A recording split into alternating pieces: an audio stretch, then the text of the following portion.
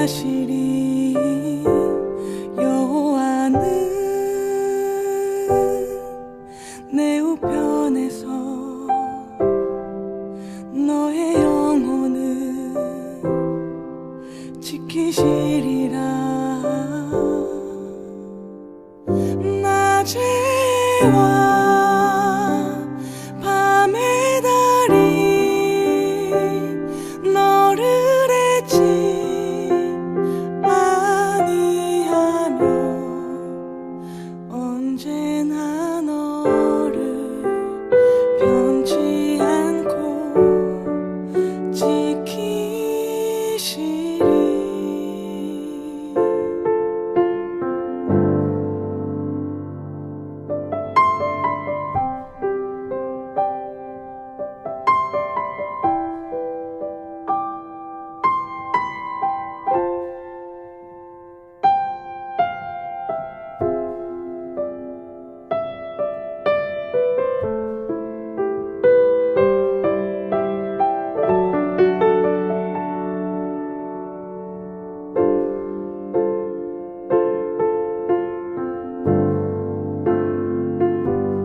여호와는 너를 지키며 모든 아픔을 위로하시리. 여호와는 내 우편에서 너의 마음을 지키시리라. 낮에와 밤의 달이 너를 잊지 아니하며 언제나 너를 변치 않고 지키시리.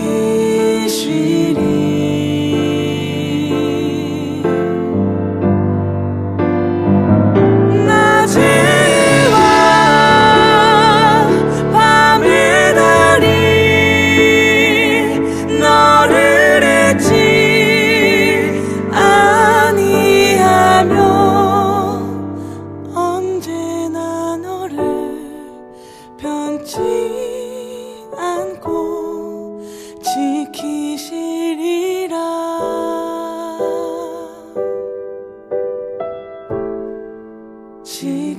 지키시리라.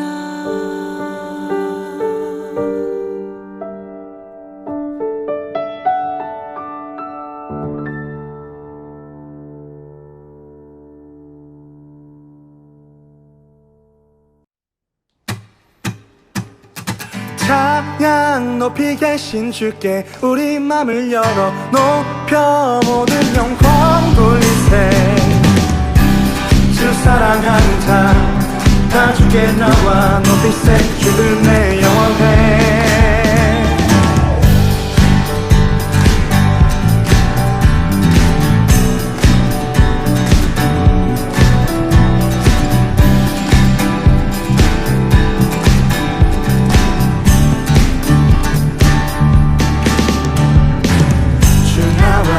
하시니 부족함 없네. 그가 나를 이끄시니 주 따르네. 그의 거리로 날 인도하네. 내 영혼 노래해. 어두운 길 걸어갈 때에 난 노래하네. 주 나와 함께 하시니 나 두려움 없네. 주의 선함과 인자하시니 평생 날 따르리. 찬양 높이 계신 주께 우리 맘을 열어 높여 모든 영광 돌리세. 주 사랑하는 자 다 주께 나와 높이세. 주는 내 영원해. 찬양 높이 계신 주께 우리 맘을 열어 높여 모든 영광 돌리세. 주 사랑하는 자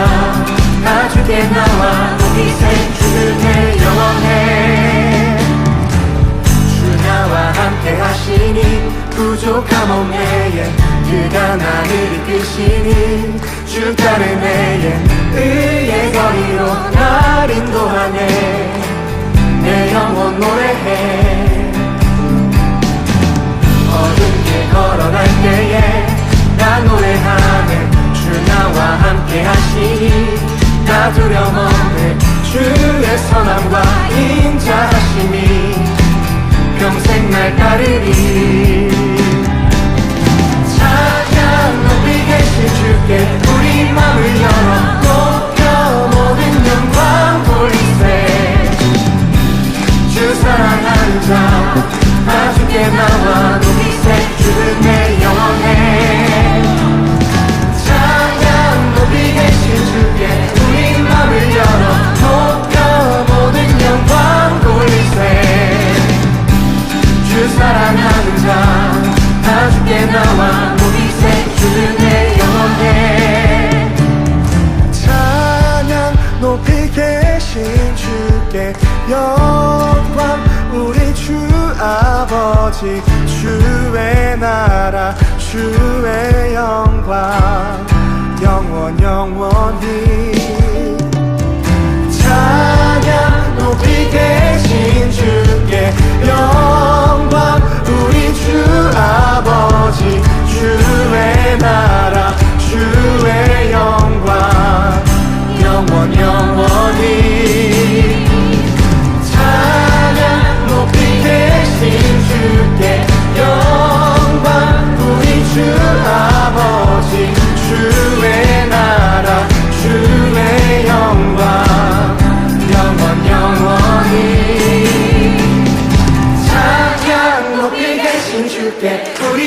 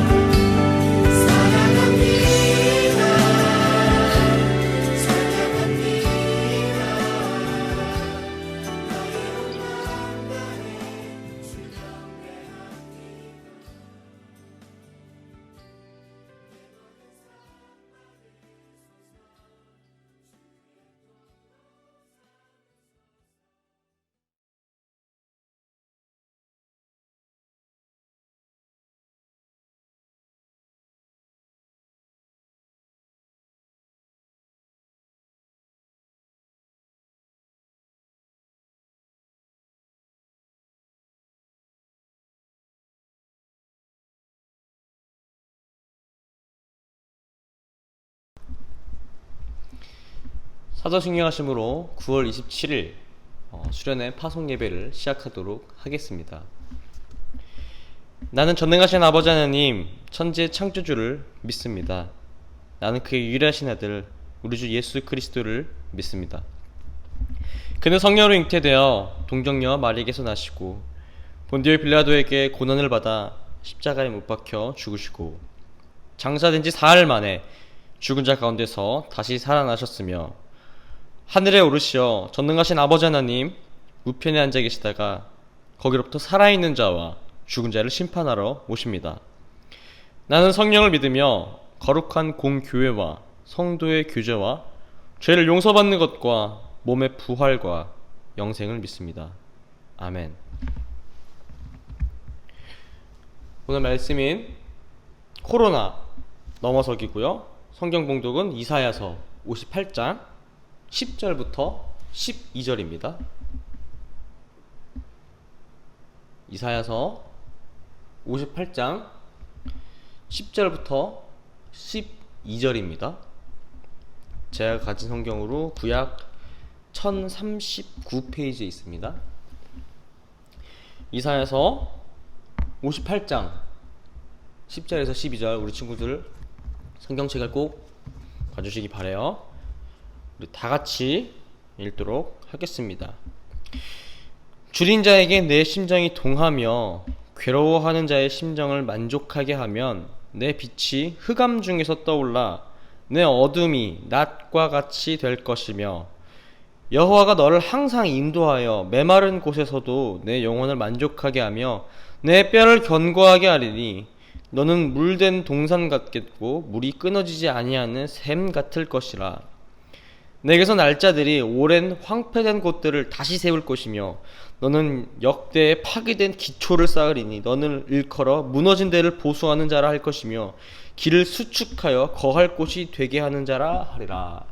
아멘. 청아! 네, 오늘 한 번만 할 거예요. 네, 벌써 우리 길었던 수련회 프로그램들이 막을 내리고 파송 예배에 도착했습니다. 여러분 한 주간 매일 실천 잘 참여했나요? 우리 한 주간 우리 친구들은 여러분 학교나 학원에서 친구에게 힘내! 라는 말을 몇 번이나 했나요? 또는 여러분 집에서 부모님에게 엄마 아빠 사랑합니다 라는 말을 얼마나 많이 했나요? 예를 들어 이제 성윤이나 이제 준이, 현이, 현욱이 같이 이제 약간 나이든 늙은 남학생들은 조금 나쁘끄러울 수도 있어요. 서주준이도 어렵다 하더라고요. 이런 건 확실히 조금 딸들이 잘하죠. 그래서 우리 친구들 하루에 또 3번씩 3분 동안 기도해 봤나요? 3분이 그렇게 짧은 시간은 아니죠. 게임하거나 공부할 때 혹은 친구랑 놀 때는 1시간도 금방 훅 가버리는데 기도할 때 3분은 마치 시간이 멈춘 것 같아요. 네. 조금 집중하다 보면 됐다 한 3분 지났겠지? 딱 보면 40초 지나가 있고요.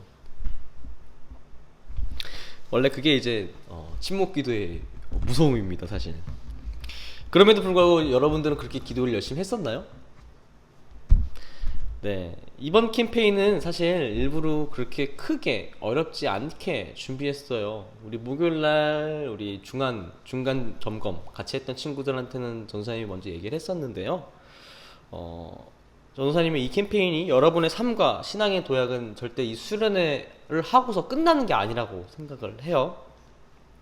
수련회를 시작으로, 수련회를 발판으로 우리 이후의 삶을 다짐하는 거라고 생각을 합니다. 그래서 막 수련회 때 차오르고 막 수련회 갔다 오면 막 뒤돌면 사라지고 막 돌아와서 막 평상시랑 똑같이 행동하고 그런 우리는 신앙의 삶을 멈출 필요가 있어요. 오히려 수련회로 그리스도의 습관을 우리 몸에 체득하면서 그 습관을 나르고 한 단계 한 단계 성숙해 나가는 것이 오히려 지금 이 시대의 우리 청소년들에게 더 중요하다고 저는 생각합니다. 우리 33 캠페인은 우리 친구들이 꼭 수련회가 아니더라도 수련회 끝나고 나서라도 꾸준히 해줬으면 좋겠어요. 그렇게 하나님의 사랑 그리고 이웃사랑을 실천하면서 그리스도인으로서 삶을 몸소 드러내고 하나님께 영광을 돌릴 수 있는 우리 청소년부가 되기를 기도하겠습니다. 우리 지난주에 어떤 말씀을 다루었나요? 먼저 우리가 지금 겪고 있는 일련의 사태들의 원인, 그리고 코로나를 돌아보았죠. 우리 그래서 지난주 설교 제목이 코로나 돌아보기였습니다. 지난주 수련회 참여 동영상을 이제 찍으면서요, 우리 친구 다 봤죠? 꼭 봐야 돼요. 보면서 회장님이 저한테 이런 말씀을 하더라고요.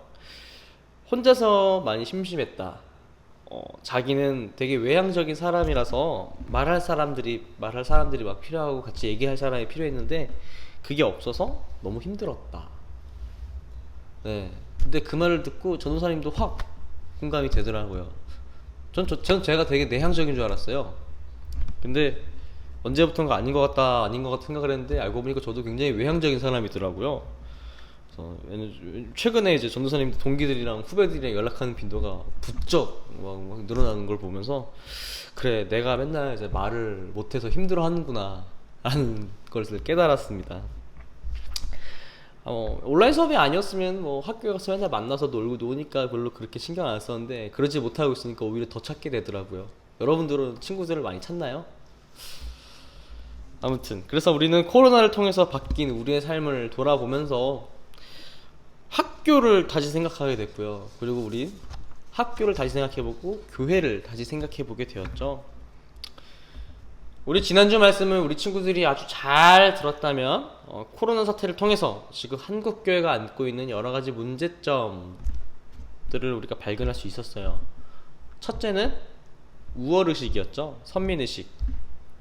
그리고 두 번째는 내적과 외적인 그 분열, 그리고 본질의 상실이었습니다. 이렇게 우리는 코로나가 터지고 나서 지금 교회에 대한 사회의 생각까지도 전반적으로 한번 다뤄보면서 우리의 신앙의 위치, 그리고 우리가 회복해야 될 그 어떠한 본질에 대해서 한번 돌아보았었어요. 이것은 우리의 과거, 그리고 정상적으로 걸어가고 있는 것이 아니라 넘어져 있다는, 쓰러져 있다는 것을 발견한 우리의 현실을 우리는 지난주에 확인했습니다. 우리는 뛰어요.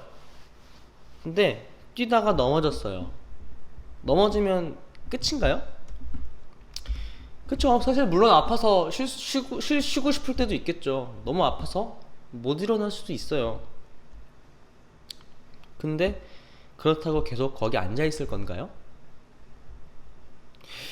아니요. 결국은 우리는 일어나야 돼요. 다시 나아가야 됩니다. 우리는 왜 뛰어가고 있었나요? 무엇을 향해 나아가고 있었나요? 그건 잘 모르겠어요. 사실 명확하지는 않아요. 그러나 확실한 거는 우린 지금 어디를 향해서 가고 있었다는 거예요. 이것이 근데 이 가고 있었던 우리가 자의적이었건 타의적이었건 결국은 멈춰야만 했다는, 아니 직관적으로 갑자기 맞아가지고 쓰러져 있는, 그게 지금 우리 상황인 거예요. 사실 결국은 우린 조치를 취해야죠. 어떻게든 일어나야 됩니다. 사실 상처가 났으면 약을 바르고 치료를 해야죠. 가만히 내버려 둔다고 상처가 아뭅니까? 물론 뭐 살짝 까진 거 정도야 아물 수 있어요. 그러나 깊숙하게 베낀 상처는 가만히 냅둔다고 아물어지지 않습니다. 오히려 거기로 독이 퍼지거나 썩을 수가 있어요. 소독은 항상 빠르게 해줘야 됩니다. 그래서 여러분이 아플 때 소독을 하죠. 빨간 약 착 바르면서. 그래서 오늘은 지난주에 코로나를 돌아봤으니, 그리고 상처를 보았으니, 이 상처를 아물고 다시 일어나는 우리의 모습, 그리고 일어나서 달려가는 우리의 모습을 살펴보도록 하겠습니다. 그렇기에 오늘 말씀의 제목은 앞에서 말씀드렸듯이 코로나 넘어서기입니다. 우리 성경 이야기로 한번 들어가 볼게요. 지난주 설교랑 이어지는 설교니까 저거 지난주에 들었던 것 같은데 예, 당연한 거예요. 그래서 복습하는 느낌으로 한번 들어주세요. 하나님께서는 금식하는 자들의 소리를 들으신다고 하셨어요. 금식은 그 사람의 간절한 마음과 소망이 담겨 있어요. 그런데 오늘 이사야서는 이 금식을 하면서 사람들이 배고프니까 자신들의 인간된 죄성을 막 드러내요. 지난주 봤는데 58장 4절입니다. 보라! 너희가 금식하면서 논쟁하며 다투며 악한 주먹으로 치는도다. 너희가 오늘 금식하는 것은 너희의 목소리를 상달하게 하려는 것이 아니니라. 네, 하나님께서는 그들의 금식하는 모습을 인정하고 계시지 않습니다. 너네 금식하는 거 아니야. 이를 적나라하게 보여주는 것이 뒤에 5절이죠. 이것이 어찌 내가 기뻐하는 금식이 되겠느냐. 하나님께서는 기뻐하시는 금식이 있고 기뻐하지 않으시는 금식이 있습니다. 우리 지난주 설교에서 지금 우리의 상황은, 지금 우리의 금식은 하나님께서 기뻐하시지 않는 금식과 다르지 않다라고 이야기를 했어요. 우리의 우월의식이 낳은 단절성 그리고 폭력성이 어떻게 보면 세상 가운데서 교회라는 인식을 완전히 뒤집어 놨습니다. 또한 내적 분열과 외적 분열을 통해서 신앙의 깊이가 얕았던 사람들은 아주 기분 좋게 교회를 떠나는 내적 분열을 겪었고, 또한 세상과 교회 간의 관계 정립에 있어서 통일성을 갖지 못한 우리 교회들은 교회 안에서도 서로 비방을 하면서 외적 분열을 보이기도 했어요. 이것은 마치 이사야서에서 나오듯이 서로 논쟁하며 다투며 주먹질하는 그런 상황과 크게 다르지 않습니다. 실제로 저 논란에 변두리에도 서 있지 않은 것 같아요. 오히려 한복판에 우리는 서 있어요. 담임 목사님과 장로님 그리고 우리 성도들이 힘을 합쳐서 우리 교회는 정말로 올바른 지침을 모두 행하면서 근처 관악구 서울시 교회 내에서도 최고의 모범이 된 교회였고, 우리 옆교회 옆옆교회 확진자 때문에 난리칠 때 실제로 우린 단 한 명도 확진자가 나오지 않았습니다. 오히려 사실 우리 교회는 칭찬받아 마땅할 교회인지 몰라요. 저 싸움, 저 다툼, 저 논쟁, 저 주먹질은 우리랑 상관없는 일이라고 생각할 수 있습니다. 그러나 우리 모두는 한 교회입니다. 우리 교회만이 아주 독특하고 아주 다르고 아주 특별한 그런 교회가 아닙니다. 아픔으로 고통받고 서로 상처투성인 수많은 교회들과 우리는 하나입니다. 교회의 머리는 그리스도입니다. 우리는 그 지체예요. 그리고 그 지체들이 지금 아파요. 그리스도 아래에서 우리는 한 형제자매입니다. 우리는 그들의 아픔을 나의 아픔처럼 생각하고 우리만 잘했어 라고 한 발 물러설 것이 아니라, 잘했으니 더 신경 써주고 앞으로 나아갈 교회의 방향성, 신앙의 방향성을 잘 이끌어갈 필요가 있습니다. 그리고 그것이 우리 교회의 다음 세대를 이끌어갈 여러분들의 몫이기도 합니다. 그래서 우리는 먼저 하나님께서 기뻐하는 금식에 따라서 앞에서 얘기했듯이 우리가 안고 있는 두 가지 문제점에 대한 그 해결 방안을 오늘 다뤄보도록 하겠습니다. 첫째입니다. 우월의식에 대한 해결 방법, 그것은 바로 겸손입니다. 본문 6절부터 7절까지 하나님께서는 기뻐하시는 금식에 대해서 설명하고 계세요. 그리고 그 6절이 하나의 주제를 이루고 7절이 또 하나의 주제를 이루고 있습니다. 그리고 이 주제에 맞춰서 하나씩 설명해 보도록 하겠습니다. 자, 우리 6절은 우리 첫 번째 겸손에 대해서 말하고 있는데요. 우리 다 같이 6절을 한번 읽어보도록 하겠습니다. 내가 기뻐하는 금식은 흉악의 결박을 풀어주며 멍에의 줄을 끌어주며 압제당하는 자를 자유하게 하며 모든 멍에를 꺾는 것이 아니겠느냐. 이사야서 58장 6절입니다. 자, 근데 말이 굉장히 어려워요. 근데 하나씩 우리가 한번 살펴볼게요. 흉악의 결박을 풀어주며, 무섭게 묶인 것을 풀어주며, 멍에의 줄을 끌어주며.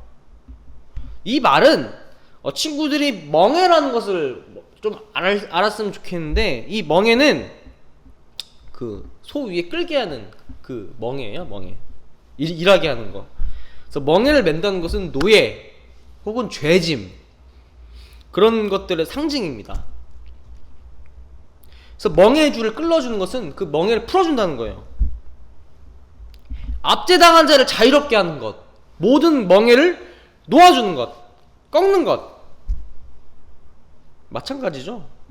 또 묶인 자를 풀어주고 자유하게 하고 해방하게 하는, 그것이 하나님이 기뻐하시는 모습인 거죠. 이사야서 저자가 이걸 썼을 때 당시는 포로로 잡혀가는 북이스라엘 사람들, 그리고 분단된 조국의 멸망을 바라보면서 괜찮아, 우리 미래에는 다 잘 될 거야 라는 그런 해방의 자유가 외쳐지고 있는 겁니다. 그것이 그 이사야서를 보고 있던, 그리고 이사야와 그 주위의 사람들에게는 유일한 희망이었던 거예요. 그들에게 잡을 수 있는 지푸라기의 전부입니다. 저 자유와 해방은 곧 전지전능한 하나님의 구원이었던 거죠. 우리의 선민사상, 우리의 우월의식은 어디서부터 나옵니까? 내가 교회에서 뭔데, 내가 교회에서 얼마나 많은 일을 하는데, 내가 교회에서 어떤 직책을 갖고 있는데, 그 말의 근원은 어디 있나요? 바로 교만에 있습니다. 나 자신이 위대해서, 내가 이만큼 많이 해서, 내가 이만큼 많이 가져서, 이만큼 열심히 해서, 이런 교만함들이 모여서 잘못된 판단을 낳아요. 그렇다면 이 교만함 왜 생기는 건가요? 그것은 율법이 그들을 억압하고 있었기 때문이에요. 마치 그 율법이 억압하고 있던 것을 퀘스트 깨듯이 생각하고 있었기 때문이에요. 하나님과 나 사이의 관계를 게임처럼 생각한 겁니다. 그리고 거기서 종속되어서 다른 사람도 그 퀘스트를 깨야 되는 거죠. 예를 들어 11조를 얼마 내고, 헌금을 얼마 내고, 예배를 몇 번 오고, 요게 하나의 퀘스트라는 거예요. 가장 대표적인 논쟁이 전도사님이 가장 좋아하는 말씀인, 가장 많이 사용하는 예시기도 하죠. 안식일 예시입니다. 안식일에 뭘 하면 죽는다고 우리는 배웠어요. 얼마 지지난주에 안식일에 어떤 것을 하면 너희가 죽으리라, 생명을 내놓으리라. 근데 당장 예수님께서 안식일에 정말 많은 일을 하세요. 아픈 자를 고치시고요, 이삭을 까시기도 하시고요. 바리새인들한테, 그 당시 율법이 중요했던 사람들한테는 정말 말도 안 되는 일이에요. 왜? 우리는 그거 하면 죽는 걸로 배워왔고,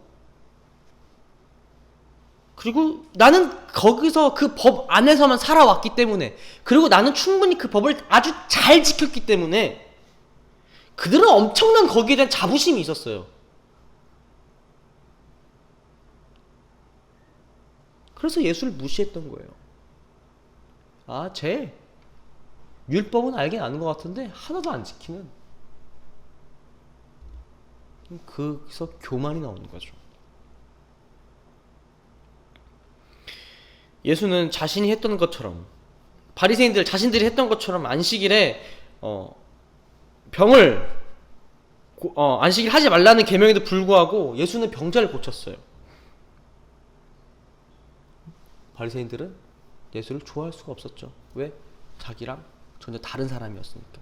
자기가 갖고 있던 그 법적으로 난 잘 지켜왔는데 저 사람은 법을 지키지 않고 있으니까.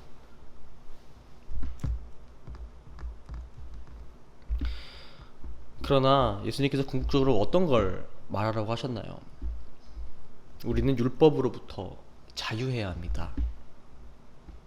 하나님께서 기뻐하시는 금식은 바로 이 자유에 있어요.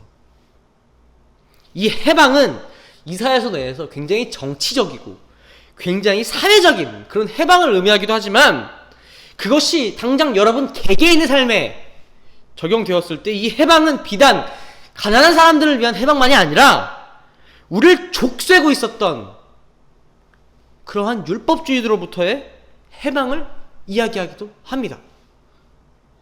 아주 완벽한 예시가 겸손의 왕이었던 우리 예수님이시잖아요. 교회라는 장소, 성경이라는 문자, 거기에 매여 있다 보면은 그 가운데, 우리 가운데 지금 이 순간에도 역사하시는 삼일체 하나님의 크신 사역을 우리가 무시할 수 있습니다. 오히려 우리는 그 멍에를 꺾어주면서 그리스도인으로서의 자유함을 얻을 때 우리는 들을 수 있는 귀를 얻게 되고 품을 수 있는 품을 얻게 됩니다. 만일 네가 너희 중에서 멍에와 손가락질과 허망한 말을 제하여 버리고, 이사야서 58장 9절입니다. 이렇게 같은 내용을 9절 후반부에서는 이렇게 얘기를 하고 있어요.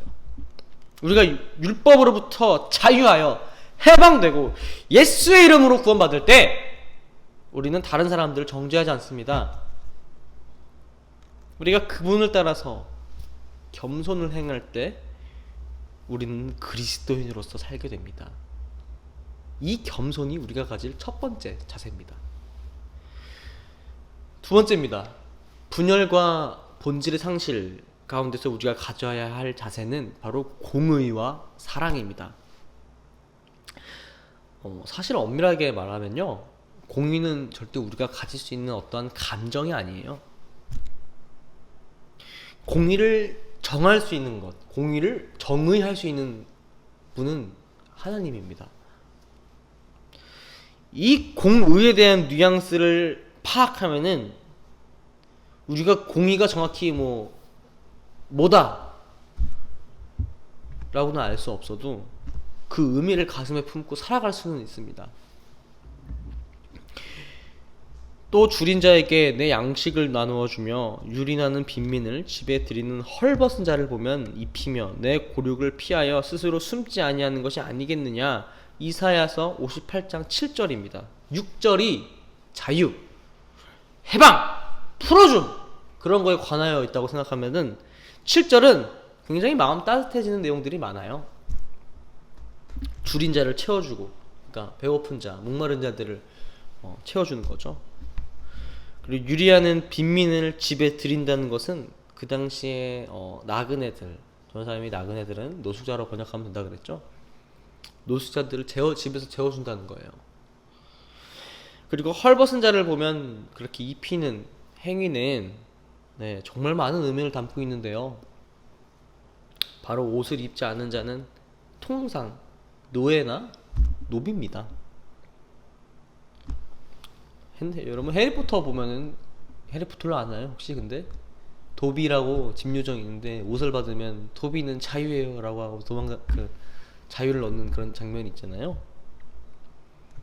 똑같습니다.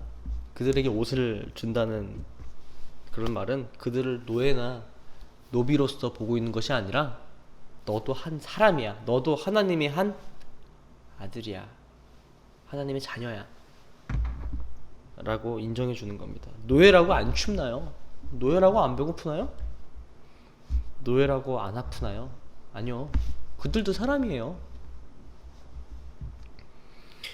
아주 간단해 보이는 저 옷을 입히는 행동에서 저 행동의 의미 아주 깊이가 드러나는 겁니다. 또한 고륙을 피해서 숨지 아니한다.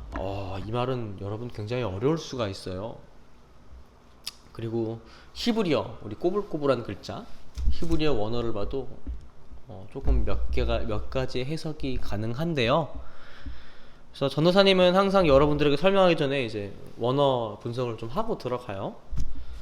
근데 이제 이 고륙에 대한 해석을 좀 어려웠는데, 그래서 가장 많이 통용되는 의미로서 해석을 해드리면은 바로 이 고륙이라는 것이 그 여러분들의 피부 있죠, 피부, 살, 그리고 혹은 다른 의미로 모든 사람이라는 의미를 담고 있어요. 그래서 고로 이 구절을 말뜻을 곱씹어 보면은 너의 자신과 혹은 그 모든 사람에게 피하여서 스스로 숨지 아니하는 자.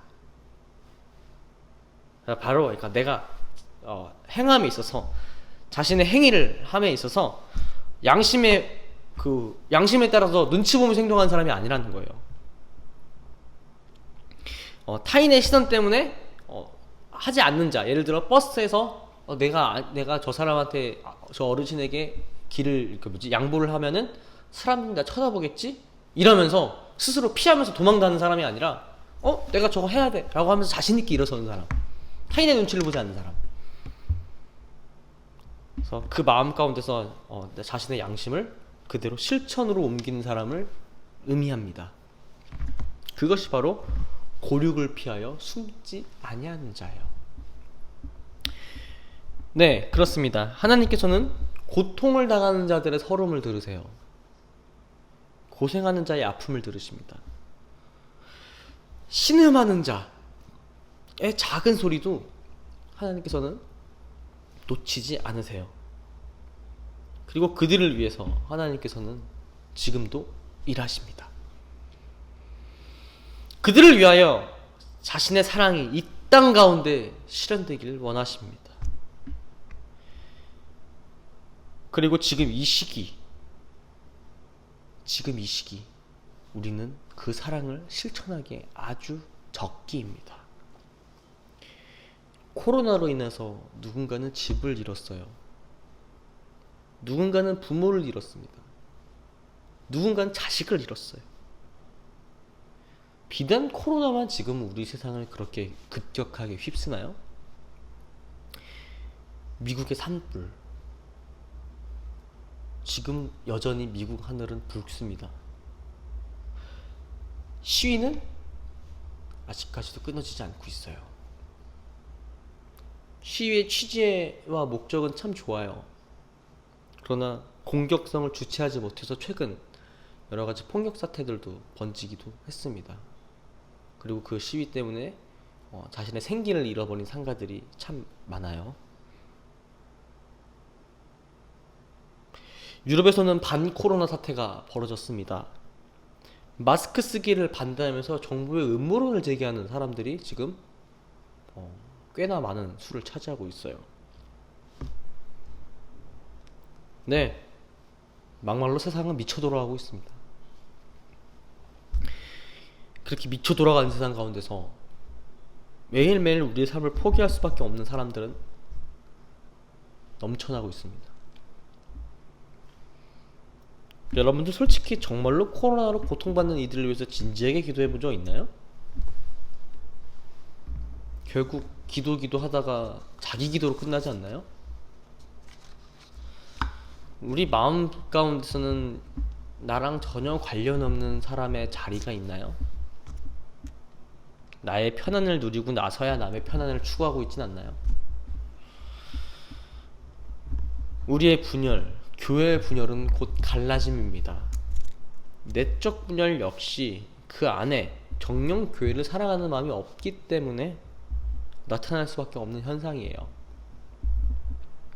마찬가지로 외적 분열 역시 다른 사람을 정말로 사랑하지 않기 때문에 나타날 수밖에 없는 현상입니다. 진정 그리스도가 그 마음에 있었다면, 우리가 하나님 앞에서 이웃사랑과 하나님 사랑을 동시에 행할 수 있는 사람이었었다면 이러한 다툼과 논쟁은 일어나지 않았었을 겁니다. 모두가 순종하고 모두가 아름다웠으며 모두가 사랑과 공의를 아주 공평하게 실행했겠죠. 그런데 지금 상황이 왜 일어나요? 그 사랑과 공의의 정신이 우리 가운데 사라졌기 때문이에요. 멀리 있지 않아요. 당장 성경에 나오는 말 하나조차 제대로 지키지 못했던 거예요. 우리는 사랑해야 됩니다. 다른 사람을 내 몸과 같이 사랑할 줄 알아야 됩니다. 그것이 예수님께서 우리에게 말씀하신 우리가 지녀야 할 그 마음입니다. 그리고 그 사랑 가운데서 공의를 실현해야만 합니다. 공의는 정의가 아닙니다. 옳고 그름을 따지는 것, 이것이 정의라면 공의는 그 안에 사랑과 배려가 포함됩니다. 공의가 정확히 뭐냐? 라고 묻는다면 그 누구도 대답 못해줘요. 그 그것을 어떤 말로 표현할 수가 없어요. 그러나 그 전체적인 방향성, 어떤 것이 공의에 좀 더 가까울 것이다라는 것은 우리는 알 수 있어요. 왜? 여러분들도 사랑하잖아요. 그 사랑의 마음이에요. 그리고 하나님께서는 그 마음을 우리에게 선물로 주셨습니다. 그렇게 우리는 자신 앞에서 피하지 않고 당당하게 공유한 사랑을 실천하는 것이 필요합니다. 줄인 자에게 내 심정이 동하며 괴로워하는 자의 심정을 만족하게 하면, 이사야서 58장 10절 앞부분 A입니다. 이사야서 10장에서는 이 말이 다시 한번 반복되고 있어요. 그래서 6절과 9절에서 반복되었던 것이 마찬가지로 7절에서도 똑같이 7절과 10절에서 반복되고 있습니다. 자, 그렇다면 행한 자들은 어떻게 되는가? 일어섰죠. 그 일어서서 앞으로 나가야죠. 우리가 일어났어요. 우월의식을 겸손으로 극복하고 분열과 본질의 상실을 우리가 사랑과 공의로 극복을 했어요. 그렇게 우린 두 발을 딛고 일어났습니다. 자, 이제 다시 뛰어야죠. 일어선 우리에게 주님은 새 사람이라고 칭해 주시고 함께 가자 라고 말씀하십니다.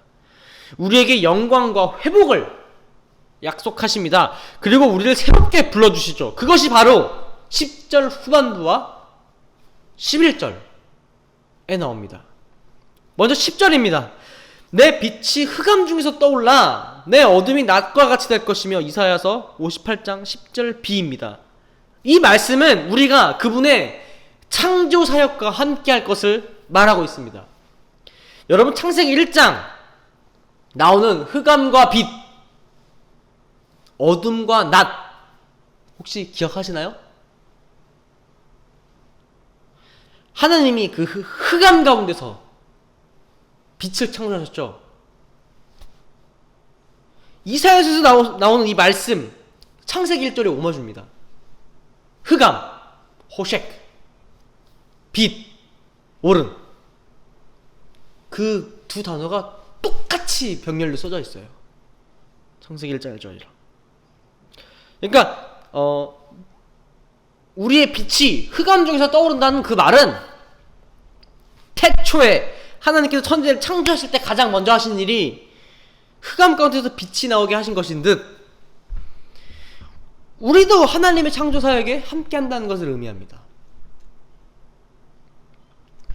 우리를 통해서 하나님의 역사가 이루어지고 우리를 통해서 하나님께서 영광 받으신다는 그 말은 그냥 듣기 좋은 소리가 아니에요. 그냥 교회에서 통상적으로 하는 이야기가 절대 아닙니다. 그것은 그리스도인의 사명이자 목적이에요. 우리를 통해서 하나님의 일이 실현된다는 것은 하나님의 은혜의 역사 창조 사역에 우리가 부르심을 받고 쓰이게 된다는 것이 바로 그 말입니다. 하나님께서 우리를 창조 가운데 부르셨고 우리와 함께 그 창조 사역을 함께 하시길 원합니다. 두 번째는 11절입니다. 이것은 창조가 나왔어요. 그럼 어디까지 갈까요? 종말까지. 종말에 대한 이야기입니다. 여호와가 너를 항상 인도하여 메마른 곳에서도 내 영을 만족하게 하며 내 뼈를 견고하게 하리니 너는 물된 동산 같겠고 물이 끊어지지 아니하는 샘 같으니라. 앞에서 이사야 10장이 창조였던 그 창세기 1장을 품고 있는 것 같이 11절은 에스겔에서 나오는 묵시문학적 마른 뼈들의 환상과 새 예루살렘에 대한 곧 종말에서의 마르지 않는 샘의 비유를 나타냅니다. 먼저 마른 뼈들의 환상을 보겠습니다. 에스겔 37장 4절부터 5절입니다. 또 내게 이르시되 너는 이 모든 뼈에게 대언하여 이르기를 너희 마른 뼈들아 여호와의 말씀을 들을지어다. 주 여호와께서 이 뼈들에게 이같이 말씀하시기를 내가 생기를 너희에게 들어가게 하리니 너희가 살아나니라. 네, 저번에 전도사님 몇 번 얘기했죠. 에스겔 굉장히 그로테스크해요. 어떻게 보면 굉장히 잔인합니다. 괴상해요. 특히 이 뼈들의 환상이 좀 그래요. 이 뼈들이 갑자기 쫙 하고 뭉치더니 하나의 군대를 만들어서 행동합니다. 근데 이 단순히 그 뼈들, 그 네크로맨서처럼 뼈들이 이렇게 끼끼끼끼 하면서 움직여서 뭐 그런 그게 아니라 갑자기 거기가 쫙 살들이 막 다 붙어서 하나의 사람이 돼요. 이 뼈들이 모여서 회복의 순간이 이루어지는 거죠. 그리고 완전히 그 회복된 그 뼈들은 더 이상 마른 뼈가 아니에요. 그렇게 그 한 번의 뼈들이 그 환상이 지나간 후에는 그 세성전에서 예루살렘에 대한 환상이 화려하게 비치면서 마지막 피날레 종말에 이르게 됩니다. 그리고 그 종말 가운데서 마르지 않는 샘, 에스겔서 47절 기준으로 성전에 나오는 물이 나오는 거예요. 강 좌우가에는 각종 먹을 과실나무가 자라서 그 잎이 시들지 아니하며 열매가 끊이지 아니하고 달마다 새 열매를 맺으리니 그 물이 성소를 통하여 나옴이라.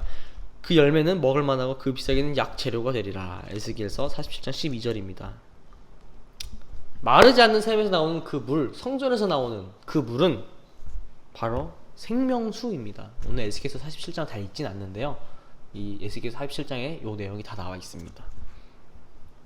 이 생명수를 통해서 모든 생명들이 꽃을 피우고요, 다시 회복하게 됩니다. 이 생명수라는 물은 종말에 등장합니다.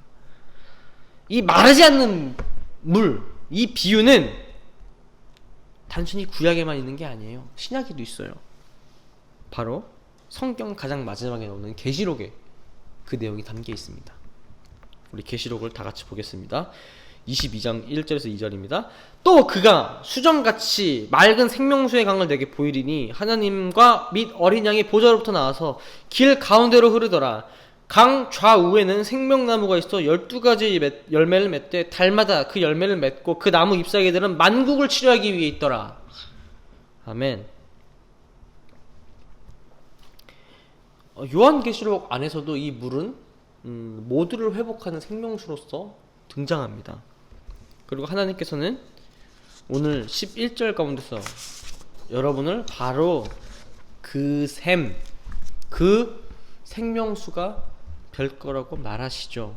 이는 앞에서 본 것처럼 창조에서부터 곧 종말까지 창조사역과 함께한 우리를 다른 생명으로 회복시킬 수 있는 그렇게 생명수라고 여러분들을 불러주시는 거예요. 이것이 바로 그리스도인으로서 살아가는 전부, 곧 일어서서 우리가 나아갈 방향성, 그 목적, 그 궁극적으로 그렇게 우리를 인도하신 하나님의 크신 섭리와 은혜라는 거죠. 우리는 그리스도의 생명을 가슴 안에 품고 삽니다. 그리고 그 그리스도의 생명을 우린 다른 이들에게 나눠줘야 돼요. 복음을 전해야 된다는 그 말은 이 그리스도의 생명을 나눠주는 것과 크게 다르지 않습니다. 안타까운 현실은 이 현실과 비참한 우리 자신과 그런 우리 공동체 가운데서 그것을 딛고 우리 자신에 대한 겸손과 타인을 위한 사랑, 그리고 공동체를 위한 공의를 행하는 자에게는 하나님께서 창조의 사역과 종말의 사역까지, 그 완성까지 그분의 전적인 은혜로서 하나님께 동행한다고 약속하신 그 사실인데, 우리가 지금 그렇게 하고 있나요?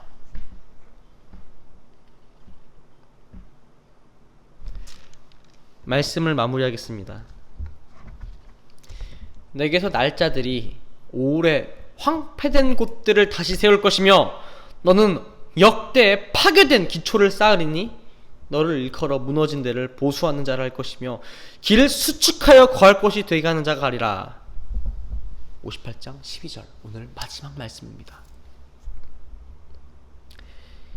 20세기 세계에서 가장 뛰어나다고 세 손가락 안에 든다고 뽑히는 신학자 중에 틸리라고 있어요.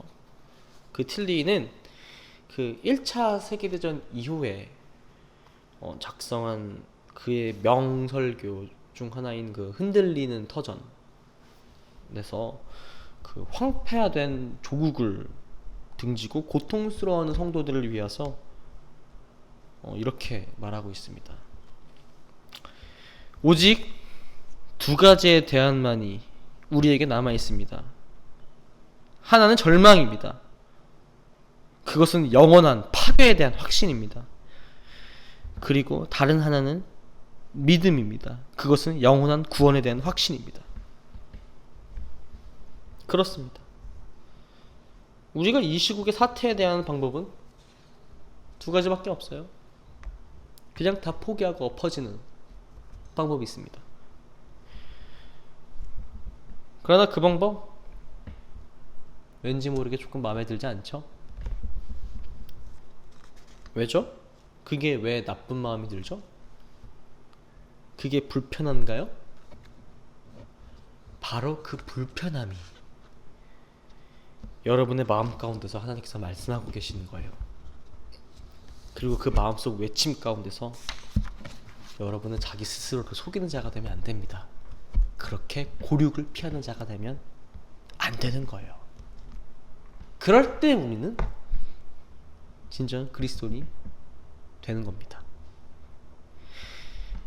우리 진정한 그리스도인으로서 코로나 사태를 이제는 뒤로 하고 다시 일어나요 우리라는 이번 수련의 주제에 맞게 우리가 다시 일어나서 나아갈 수 있는 우리 청소년부가 되기를 기도하겠습니다.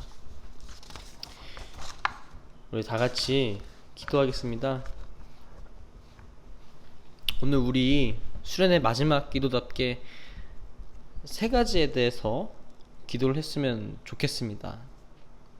먼저 우리가 가지고 있었던 그 종교에 대한 우월의식, 가슴 한켠에 자라고 있었던 그 신앙의 균열들, 그리고 공동체 내에서의 우리의 관계를 한번 생각해 봅시다.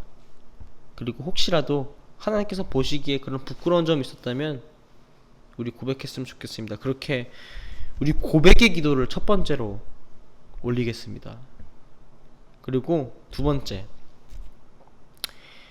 고백 가운데서 앞으로 우리가 나아가야 될 그런 우월의식을 겸손으로, 분열과 상실을 사랑으로 극복할 수 있도록 주님 도와주세요 라고 기도했으면 좋겠습니다. 마지막으로 우리 코로나 상황 가운데서도 우리 각자에 대한 기도와 신림중앙교회와 더 나아가서 한국교회를 위해서 기도했으면 좋겠습니다. 우리 한국교회가 진정 하나님의 은혜 가운데서 종말까지 위대한 창조 사역을 감당하면서 그리스도의 향기를 나게 해달라고 우리 다 같이 기도했으면 좋겠습니다. 그리고 기도 후에 우리 담임 목사님께서 축도하심으로 2020 청소년부 온라인 수련회 다시 일어나요 우리를 마치도록 하겠습니다. 우리 다 같이 기도하도록 하겠습니다.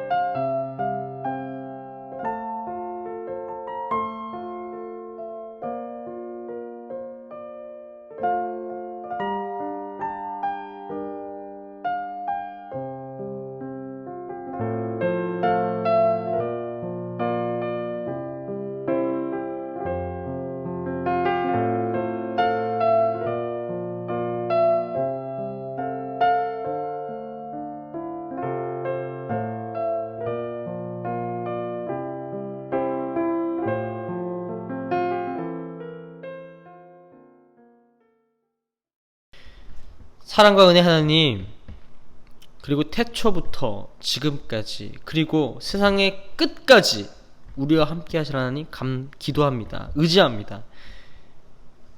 비록 우리가 코로나로 인하여 넘어졌더라도 우리의 팔을 잡아 끌어올리시는 주님, 우리가 넘어져서 엎어질 때 안주하지 않게 하시고, 더욱더 주님 바라보며 하나님 나라를 위하여 살아가는 그리스도인이 되도록 우리를 인도하여 주시옵소서. 주님, 수련회 기간을 보냈습니다. 온라인으로 주일부터 주일까지 다양한 모임을 보냈는데, 주님 그 모임 가운데서 교회의 소중함, 모임의 소중함을 깨닫게 하시고, 매일 프로그램에서 느꼈던 그 소소한, 어떻게 보면 굉장히 작은 행복들, 안타까움들을 수련회 끝나고 나서도, 지니고 나서 삶 속에서 실천하는 우리 청소년부가 될 수 있도록 주님 도와주시옵소서. 한국교회의 건강한 다음 세대를 위하여 수고해주신 선생님들과 함께 응원해주고 기도해주시고 지원해주신 우리 교회 지체분들도 주님이 기억하여 주셨고, 주님의 은혜와 사랑과 평화가 가정과 직장에 넘치게 하시옵소서. 사랑합니다. 감사합니다. 예수 그리스도 이름으로 기도드립니다. 아멘. 우리 청소년부 학생 여러분, 이번 다시 일어나요 우리라고 하는 타이틀 가지고 수련회를 온라인으로 진행했는데 은혜의 시간이 되었는 줄 믿습니다. 모쪼록 우리 학생들 있는 그 자리에 주저앉지 않고 일어나서 힘있게 앞으로 전진할 수 있는 그런 은혜가 있기를 축복합니다. 기도합시다. 이제는 우리 주 예수 그리스도의 크신 은혜와 아버지 하나님의 놀라우신 사랑과 성령의 교통하심이 인생의 그 어떤 순간을 만날지라도 언제나 힘있게 일어나서 다시 전진하기를 원하는 모든 주의 사람들 가운데, 또 앞으로의 꿈을 꾸면서 거룩한 주의 사람으로 자라나기를 원하는 모든 우리 청소년부 학생들 가운데, 이를 위해서 수고하고 애쓰는 모든 선생님들과 또 도운 우리 부모님들 가운데 이제로부터 영원히 함께 하시기를 간절히 축원하옵나이다. 아멘.